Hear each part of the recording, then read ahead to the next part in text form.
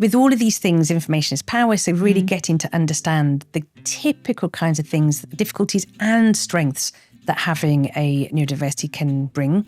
With neurodiverse features, they can go quite quiet until you hit an unpredictable, quite stressful situation. Separation is all of those things. It's very unpredictable. There's a change in every aspect of life. You can become more neurodivergent as you go through it. There you are as a parent worrying about lifelong outcomes, and what they're coming up with is a double bed. That's why I love working with children, because I constantly get reminded that how I'm seeing the world isn't necessarily at all how they see the world. Remember, there's many paths to the mountaintop, and by that I mean there are many different ways of parenting that are okay. Welcome to Life, Love and the Law, a podcast from Stowe Family Law. My name's Liza Gatrell, and today I am joined by Angharad Rudkin, who is a clinical psychologist, consultant and author. Thank you so much for joining us today. Thank you for having me here. Do you want to take a couple of minutes just to introduce yourself to anybody listening? Of course. So I'm Angharad Rudkin. I'm a clinical psychologist. I qualified about 25 years ago, and I've always worked with children and families in a sort of mental health capacity. So anxiety, depression, those kinds of things. And about 10 years ago, I started to realise that there's a real common thread in the families that I'm working with around divorce and family breakup as a trigger for mental health difficulties, as something that adults reflected on happening to them decades ago. So I started developing special interest in divorce, and by luck and wonderful coincidence, I met up with Bob Greig from Only Dads, and he then introduced me to Rebecca Girard from Only Mums. And together, over the last few years, we've created training packages for family law professionals. So I do a lot of that. And I've had the good fortune of writing a book called The Split Survival Kit with Ruth Fitzgerald, which is a book for children going through divorce. And I work with lots of families now, specifically around divorce as well. Fabulous. Well, this episode, we're talking about neurodiversity and how that impacts relationships. And I suppose a good starting point would be neurodiversity is a really big umbrella term. So can you break that down for us? What does that mean? Certainly. So neurodiversity means differences in the brain. What we would typically in a clinical setting think of as differences in the brain would be things that you're born with. So developmental differences. So these are things like autism spectrum disorders, ADHD, attention deficit hyperactivity disorder, Tourette's, dyspraxia and dyslexia. They're the main neurodiversities that we would consider. I know these days when people talk about neurodiversity, they're also considering sort of shorter term changes to the brain, for example, mental health difficulties such as anxiety and depression. But my understanding of neurodiversity is it means these changes in the brain that you're born with. And what would you say, so I'm going to look at the elephant in the room to begin with, what would you say to people at the moment that will say things like, oh, just everybody's getting diagnosed with ADHD. It's just really easy to get an ADHD diagnosis or an autism, it's a buzzword. What's your response to that? Well, I think certainly there is a greater awareness of ADHD and ASD. And with awareness comes a greater understanding and more of a sense of, oh, maybe I've got this, or maybe they've got that, and maybe we can go and get it assessed. I am very worried about the assessments that are done online by not trained professionals. So I think a lot of people are reverting to, because there's big, long waiting lists for the real, genuine assessments, the clinically significant assessments. So people are going online and being assessed and diagnosed by people who I would worry about their qualifications and their understanding of neurodiversity. So I would say, yes, it does seem to be the case that more and more people are being diagnosed with it. There's a very fine line between a diagnosis being used as an excuse versus explaining. And I know this is something that people talk about a lot. Oh, they're only using the diagnosis as an excuse for their behaviour. Whereas actually, if we can see it as a way of understanding someone's behaviour, that's where it really comes into its own. I would say maybe it's being a little bit diluted, neurodiversity now, in terms of what we believe to be the clinical sort of picture that until 5-10 years ago was very clear. It's a very distinctive difference to non-diverse people, whereas now it's all got a little bit blurrier. So I guess that's a very sort of hedging my bet, sitting on the fence way of saying, I get it, and I'm really pleased in many ways that there's a greater understanding of neurodiversity, but I am concerned about the quality of some assessments and diagnoses, and then what people do with that information in sort of how they then conduct themselves in life and how they expect to be treated.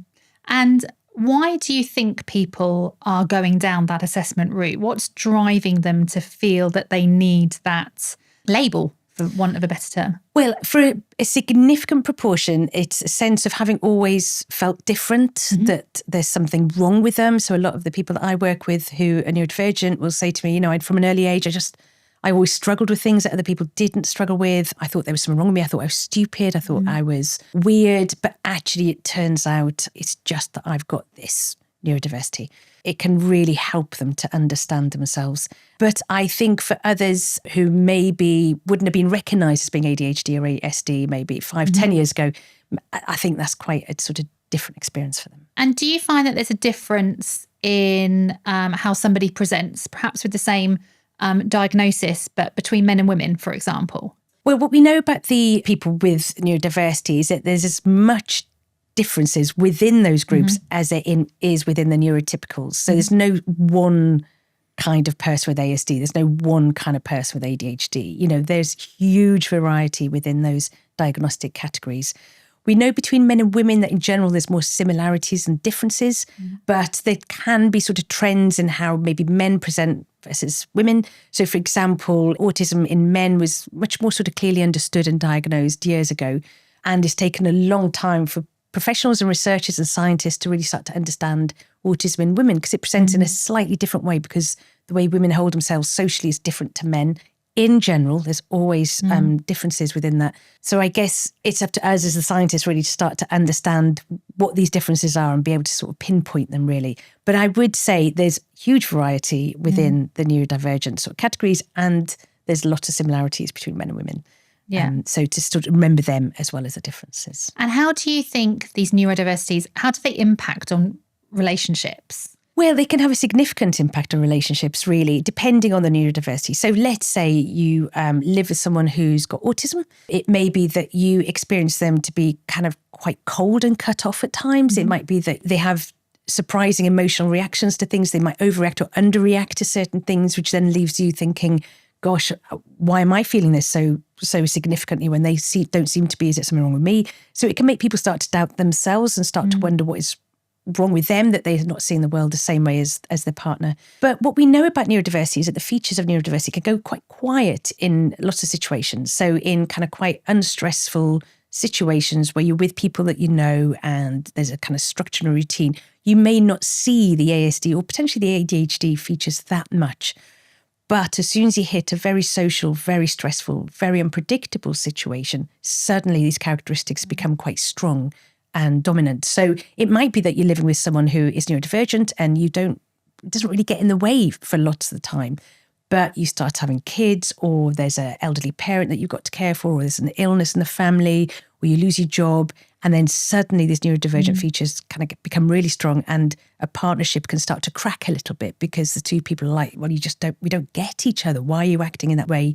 Why do you see it that way? And so that's then where the fractures can come in. It's really interesting. You were talking about like relationship stresses, and I immediately went to having children must be kind of one of those things that puts that stress onto relationships. Well, absolutely, because you need an awful lot of resources within yourself to parent. But let's say you have ASD and you've got sort of difficulties with empathizing or putting yourself in somebody else's shoes.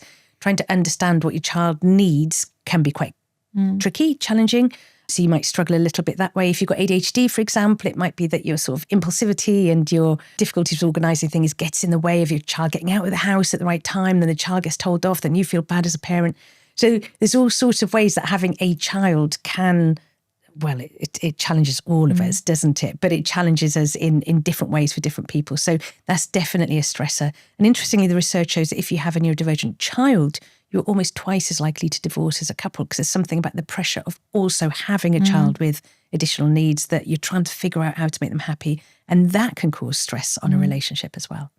I feel that from a very personal perspective. So my eldest child is dyslexic, so he has dyslexia and dysgraphia, and my youngest child is currently going through an ADHD diagnosis. And I would say that other than the baby years, when you just didn't get any sleep whatsoever, that is probably one of the, or dealing with these two different aspects is probably one of the biggest strain that's certainly been placed onto my marriage. It's first of all, understanding each other, and do we both agree with the way forward with whatever it is that we're looking at, but dealing with the school system and being that advocate and, are we on the same page for kind of feeling like you're doing this battle as well, absolutely feels like it's an additional stress, if you like. Well, it is. And you feel very alone. And it feels like, all the standard parenting advice or the standard parenting groups or the usual places of support that you might turn to, you might think, well, actually, that doesn't quite fit what I need right now. So it can feel quite isolating for the two of you. But certainly within couples, you tend to have one couple who believes or is invested in the diagnosis more than the other. So you end up having battles within yourself in terms of, they need this kind of diet, they need this kind of medication, we need to do this with the school. And maybe the other parent is a little bit more like, oh, I don't think we need to worry. Just mothering them. You're just mothering them. I was like that. Everyone's a little bit different. Everyone's a little bit unique, and you can get I was like that. There's nothing wrong with me. There was none of this diagnosis in my day. So you can get lots of differences between a couple in terms of their belief in a diagnosis, which then when you're trying to get the best for your child and trying to support your child in the best way possible can feel very much an obstacle. And then you can start getting angry with one another. So yeah, it's definitely a big stress. Yeah. I'm just thinking back to some clients that I've had in the last couple of years, actually. I'm going back to like the initial meeting that I had with them. It came out that one of the reasons for the relationship breakdown was actually that they had both received diagnosis. So one had been diagnosed with ADHD, the other had been diagnosed with autism. By this point, they were in their sort of mid to late 40s. And they very much felt that that was the way that they approached life in general because of their neurodiversity was effectively one of the reasons why that the marriage had broken down and that they couldn't see a way kind of through that. And I'm just wondering, do you find that there are, not to say there are good matches and bad matches, but neurodiversity and neurotypical, that works in that sense, but is probably going to be more challenging if we put these two together, for example? Is there that sort of way of thinking the things? Well, yes, certainly anecdotally from my experience of working with families for the last 25 years, you see a very typical pattern of one partner, let's say if they have ASD, the other partner is emotionally very insightful, very attuned, very able to regulate theirs and other people's emotions. So almost like they complement each other. But what you'll find then is over time, this, let's say the more emotionally sort of the person who has to sort out all their children's emotions, their parents' emotions, because their partner is less able to sort of figure out what's going on for them and know how to deal with it. They just get tired and they're like, look, I've had enough of being the person who deals with all the emotions here. And the thing is with ADHD symptoms, they tend to get a little bit less over time as well. So you never grow out of ADHD, but they can be a little bit less obvious over time. But what, again, you can have is a partner who's facilitated and really accommodated their other partner's sort of additional needs over time. And they just get to a point where they just say, I've had enough of you never do the housework or you never completing things or your impulsive behaviours. The thing is with neurodiversity, your partner will always have had it. So people don't just develop it halfway through life. So you'll have married someone with ASD as well as divorcing someone with ASD. But what you'll find is with this new process of diagnosing and this greater awareness now is that people, once they've got the diagnosis, it gives them a label for their incompatibility. And this is why we can't carry on living together because I've got this, you've got that.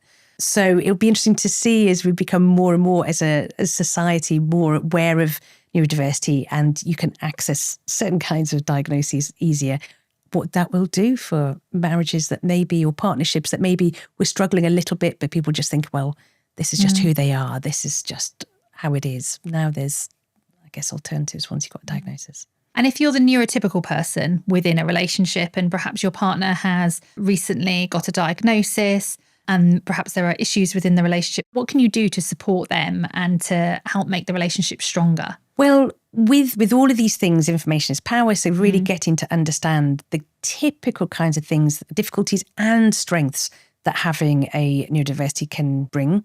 There's a certain sense of not being able to do anything about it. So once you've got a diagnosis, you might consider yourself to be, well, I'm just someone with ADHD. I'm always going to struggle with this.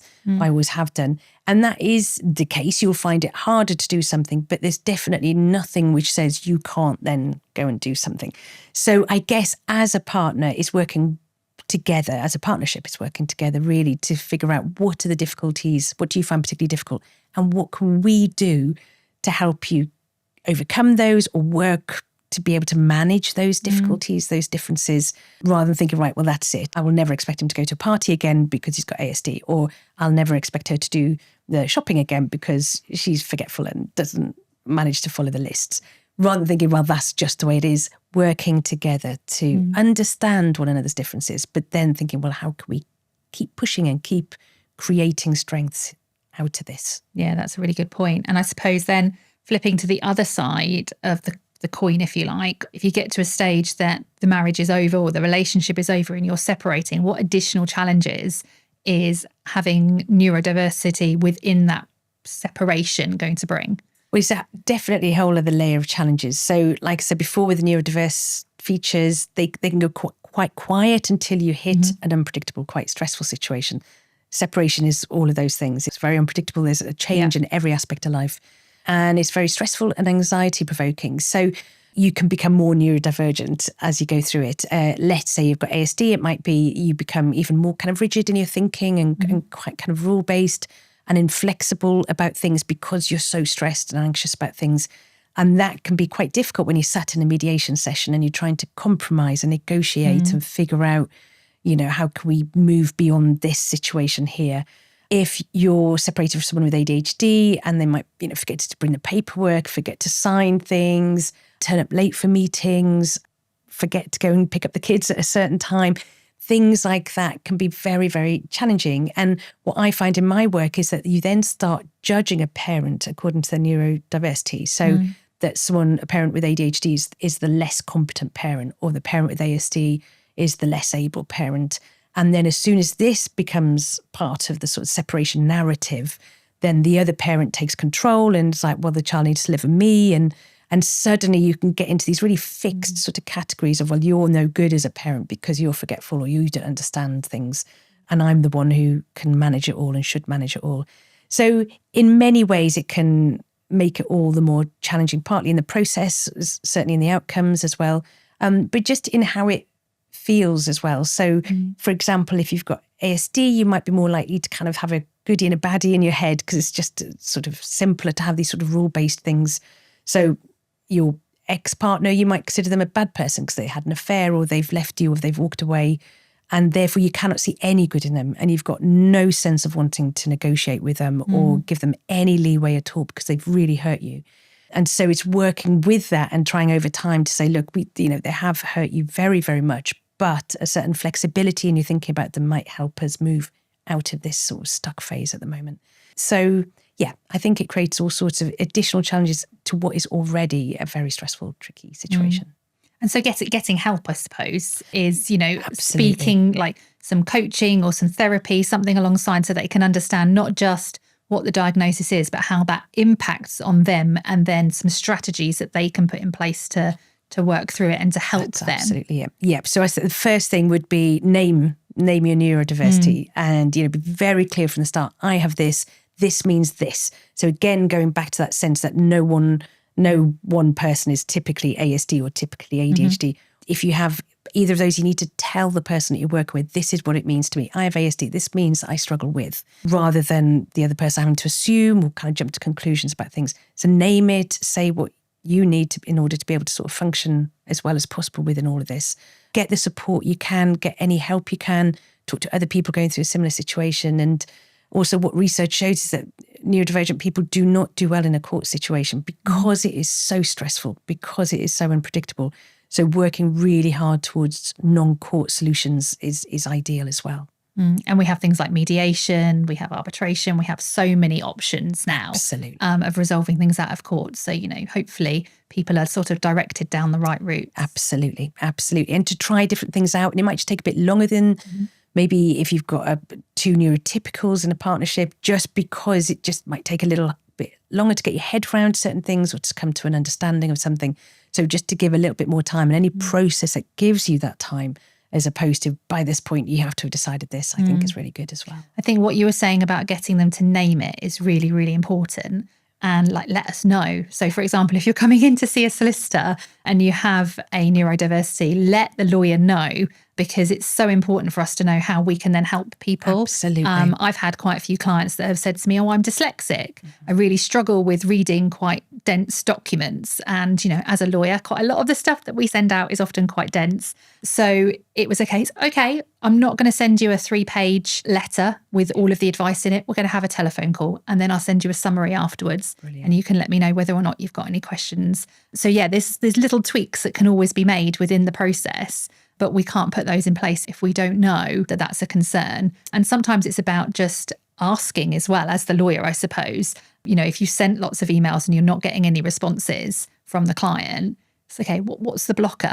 Yes. Like, what's going on? There's clearly something going on. Like, talk to me. Let me know what the blocker is. Let's work out how we're going to get past that. It might be that I don't even know where to start with that form, so I haven't, and I've put it to one side. Yeah. But that's what we're here. That's ultimately what we're being paid for. We're being paid to assist with the process. So make sure that you utilise your lawyer as well to assist. Well, absolutely. And I know a lot of people that I've worked with, they say, I don't want to mention anything about my neurodiversity because I might get judged. I might get deemed to be the less competent parent. They might take my children away from me.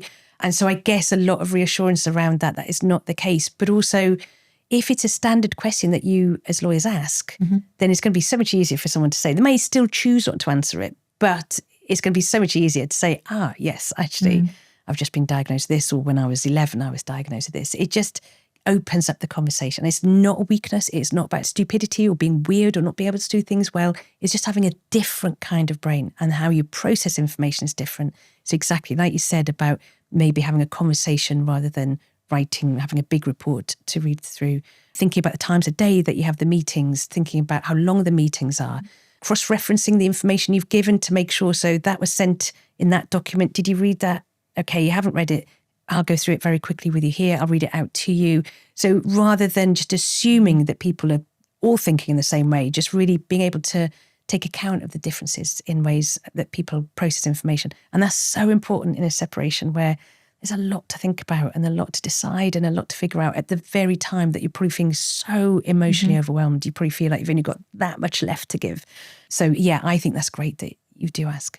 Yeah. I wanted to touch base and talk about children in a separation, actually. So rather than talking about it from the parent's perspective and perhaps any neurodiversities they have, but where we have children that have diagnosis of ADHD, autism, and the parents are going through a separation, and we're looking perhaps, let's say, at child arrangements, like how should they split their time between both parents' houses? Certainly I see it a lot where it might be that they say, well, Tommy, he's diagnosed with autism. He really needs a routine. He would just struggle too much with splitting his time in that way.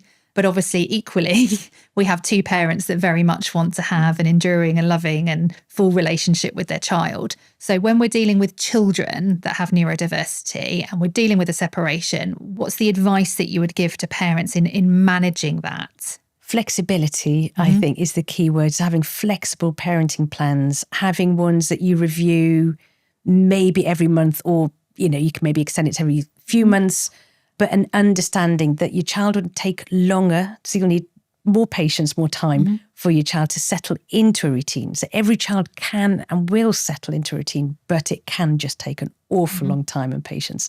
So maybe it's starting to think about doing it gradually. So rather than there's one arrangement that we're going to have and we're going to use that for the rest of our child's sort of childhood, instead thinking about for the next 6 months. So our child's got SATs coming up, they're moving to secondary school, they've got the GCSEs coming up, they've got that school residential trip. Being able to really take into account what is happening for your neurodivergent child, and therefore around that, what can you do to provide a sort of stable structure, enough, still access to both parents, but that takes into account that the particulars of that your child's life at that point. And I know that's so hard to do, especially when there's more than one child and there's different neurodiversities within the family, for example.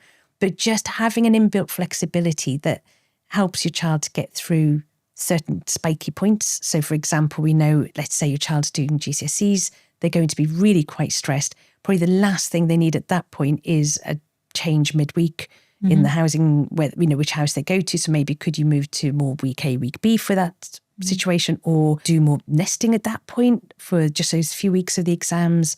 Children with ADHD, they can get very tired in school. So again, a midweek transition is really difficult for them because they're already heading into tired mode. So if every Thursday they wake up in a different house, and then they've got different sets of kit that they've got to remember which classes they've got.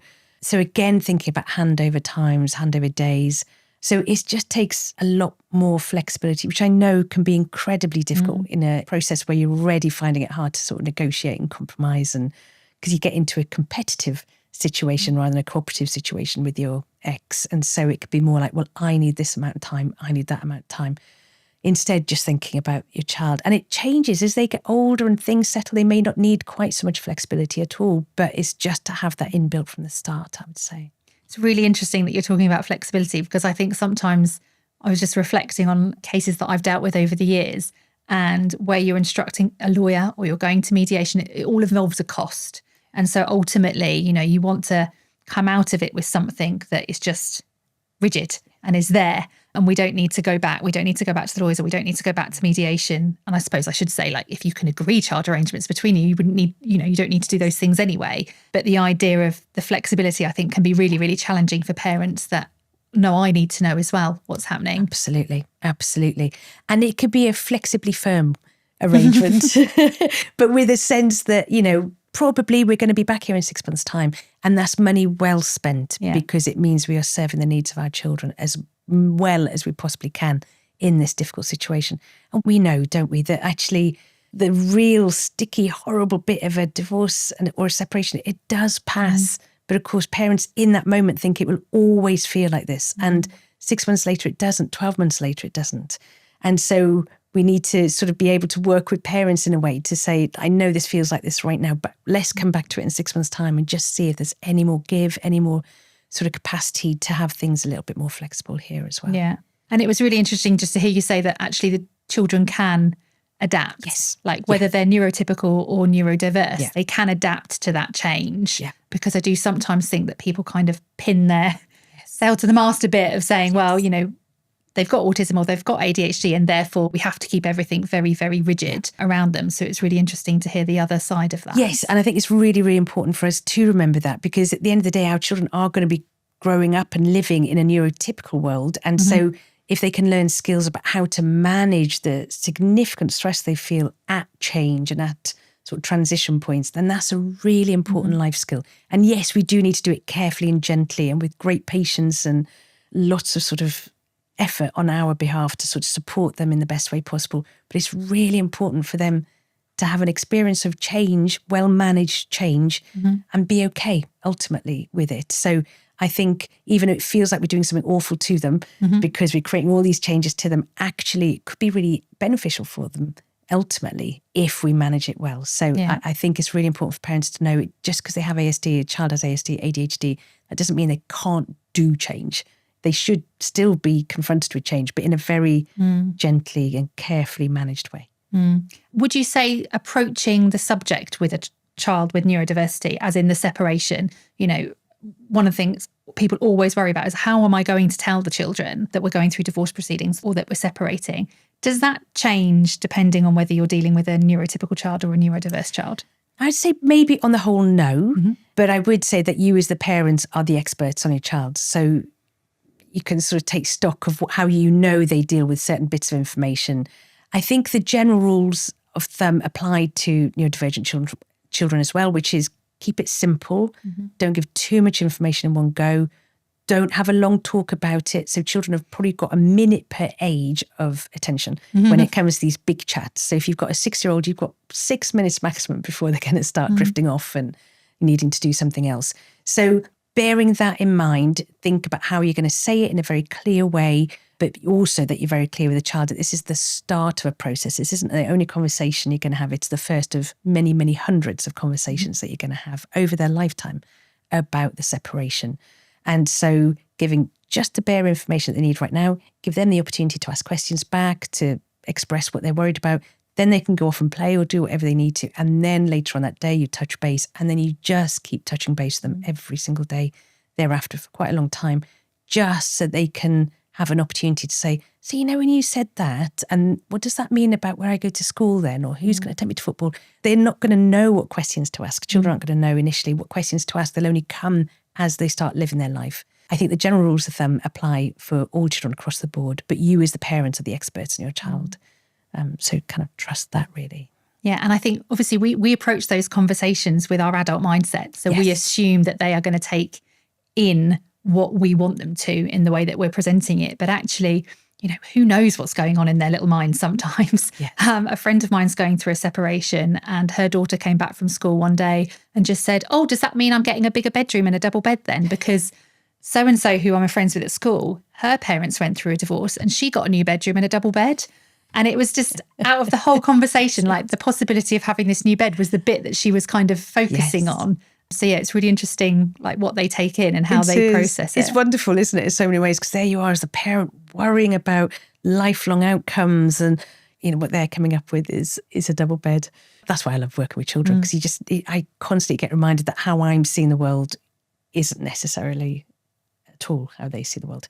And one way of sort of helping you with that is to check back in with your child. So you have the first conversation, and at the end you can say, so we're going to stop talking now. Is there anything you want to say or anything you want to ask us? And if your child's like, no, then you can say, so can you just tell me what you think we've talked about today? So you get them to say, well, you've just told me that you're splitting up and I'm going to have to live in 2 houses. Okay, yeah, pretty much that was it. But, if they're then saying, well, you don't love each other anymore, but you're going to see how it goes. Okay, that's not quite what we were trying to say, and I'm so sorry if that's the way it came across. This is what we're trying to say. So you can start, if you get them to tell you what they've taken away from the conversation, then you can start filling in gaps, or at least having an insight into their understanding of it. And I suppose it's just a reminder that nobody's going to be perfect necessarily in delivery, in the way things that are said, but it's just about having that ongoing conversation. Yeah, they just need their 2 parents to sit there and tell them what's going on. They don't suddenly need amazing actors or most eloquent, articulate people in the world.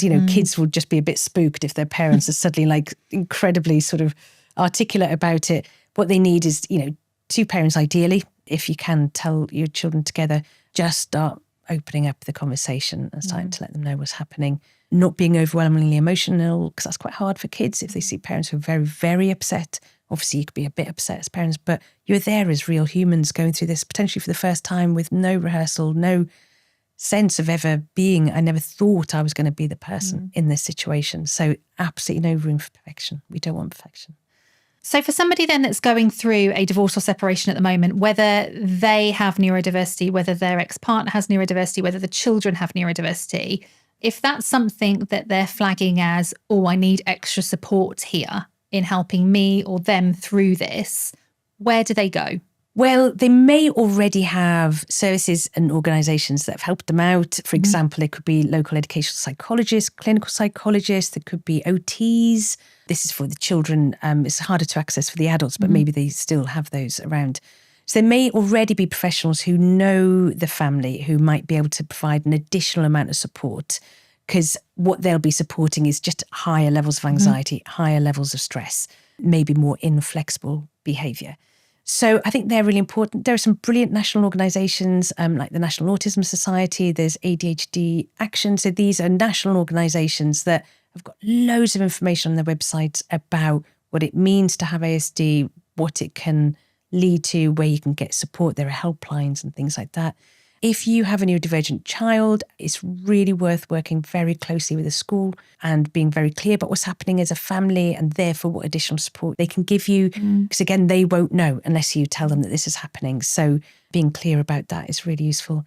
I think also being aware of what makes it easier for you. So let's say I'm a neurodivergent person and I'm going through separation and I'm coming to see you, for example, being clear from the start what I need, what helps me to function, really. And for example, it might be that I've got certain sensory issues, that I find bright lights quite difficult, noisy places mean it's hard for me to concentrate and focus on the conversation. It could be that meeting after lunchtime and everybody's just cooked their lunch and I've got all these, kind of heightened sense of the smells in the office. It might just put me off and make me find it harder to concentrate as well. So it might just really be worth, as well as a person, a neurodivergent person, saying, these are the things that make it harder for me to concentrate. Is there any chance that we can work around those when I come and see you in the office? Or if it's Zoom calls, just making sure you as the person don't have light on you, or you've got loads of stuff in the background that's quite distracting for the person. So things like that as well we can support families with. Yeah. And is there anything when you're practicing and you're working with neurodivergent families that they've said that might be useful for you to do less or more of, or that the office to look like, or anything Yeah, like I mean, that? it's really interesting. I was just thinking about it's never occurred to me what's behind me in my Teams meetings. So we do quite a lot of our appointments online. We do see clients face to face, but actually we find that a lot of our clients are professionals and they'd rather see us via Teams because it's just more convenient for them. I have found that I've had clients that have stood, for example. They've got standing desks. They've stood through the meeting because they find that much easier, that it allows them to focus on the meeting more. It's never occurred to me what's on my wall behind me. So I'll have to go back and have a look at that when I get home. Yes. And it's only because one person with ADHD that I was working with got hyper-focused on one of the books behind me. They couldn't quite read what it was. They spent the whole set, and they only said at the end, "I'm so sorry if I looked a bit distracted, but I was just really trying to figure out what that book is behind you." Yeah.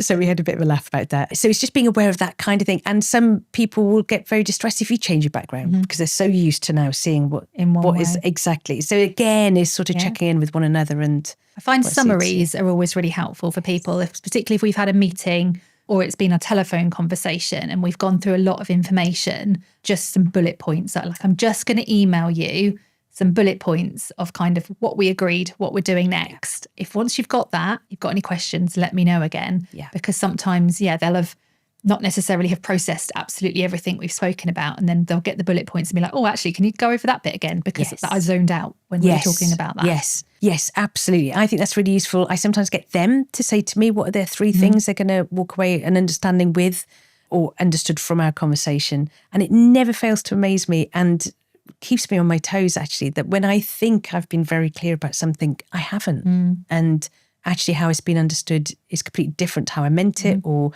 some of it's been taken in, not another bit. So I think it's always worth just checking in and just making that part of the process, really. And as a parent or as a child, if you're involved with child inclusive mediation, never being worried about saying to somebody, sorry, can you just say that again, please? Or I just really don't know what that means. It's so much better than thinking, I better not say anything, but I've got no idea what they've just talked about. I think that's really important. Ultimately, if you're paying for a lawyer's time or the mediator's time, you need to be getting everything out of that meeting. Yes. And the purpose of those meetings is for you to understand what's going on, what your next steps are, what your choices are.